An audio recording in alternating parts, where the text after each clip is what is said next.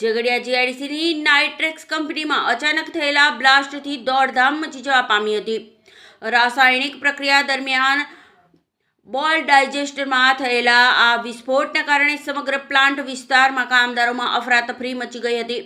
વિસ્ફોટનો ધડાકો એટલો જોરદાર હતો કે કંપનીની આસપાસ ધુમાડાના ગોટે ગોટા દૂર દૂર સુધી નજરે પડ્યા હતા. બ્લાસ્ટને પગલે નજીકમાં કામ કરી રહેલા 2 કામદારો ગંભીર રીતે ઘવાયા હતા. બંનેને સારવારથી ભરૂચની ખાનગી હોસ્પિટલમાં ખસેડવામાં આવ્યા હતા, જ્યાં મોટા સાંજા ગામના દિનેશ વસાવાનું મોત થયું હતું, જ્યારે ભિલોડ ગામના મહેશ વસાવાને ગંભીર ઈજાઓ પહોંચી હતી અને તેઓ હાલ સારવાર હેઠળ છે. ઘટનાની જાણ થતાં જ ઇન્ડસ્ટ્રીયલ સેફટી એન્ડ હેલ્થ વિભાગ તેમજ ઝઘડિયા જીઆઈડીસી પોલીસ ઘટના સ્થળે દોડી આવી હતી અને તપાસ શરૂ કરી છે.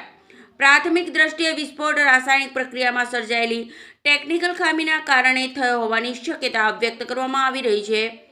પ્રકાશ ચૌહાણ, TPN ચેનલ, ઝઘડિયા.